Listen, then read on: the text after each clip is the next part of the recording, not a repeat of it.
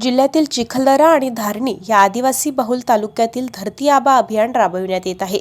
शासनाच्या विविध योजनांतून नागरिकांच्या विकासासाठी योजना राबविण्यात येतात। मात्र या योजनेतून आदिवासींना प्राधान्य देऊन योजना राबविण्यात येत आहे। त्यामुळे धरती आबा अभियानातून गरजूंना लाभ द्यावा असे आवाहन खासदार बळवंत वानखडे यांनी केले।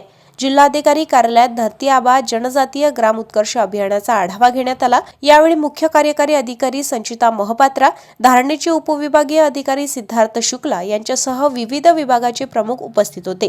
आदिवासी क्षेत्रासाठी प्रामुख्याने घरकुलाची योजना राबविणे आवश्यक आहे।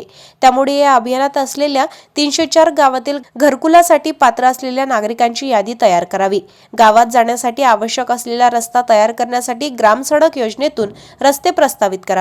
वनक्षेत्रात नवीन रस्ते तयार करण्यासाठी अडचणी येत असल्याने अस्तित्वात असलेल्या रस्त्यांचा दर्जा योग्य राखण्यात यावा। तसेच ग्रामीण विभागात पिण्याच्या पाण्याचा प्रश्न असल्याने पाणी पुरवठ्याच्या योजना प्रभावीपणे राबविण्यात याव्यात।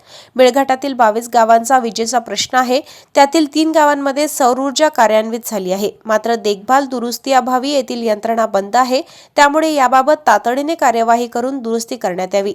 नागरिकांच्या आरोग्य सुविधेसाठी आयुष्यमान कार्ड वाटप करण्यात यावे। या कार्डच्या वाटपाला मोबाईल व्हॅनच्या माध्यमातून गती देण्यात यावी। यासाठी आवश्यक असल्यास अतिरिक्त मोबाईल व्हॅन घेण्यात याव्यात। आरोग्य सेवा देताना त्या ठिकाणी मुबलक औषध पुरवठा ठेवण्यात यावा। यासोबतच पोषण आहार, कौशल्य विकास, पशुधन, वीज पुरवठा आदींचा आढावा सुद्धा यावेळी घेण्यात आलाय।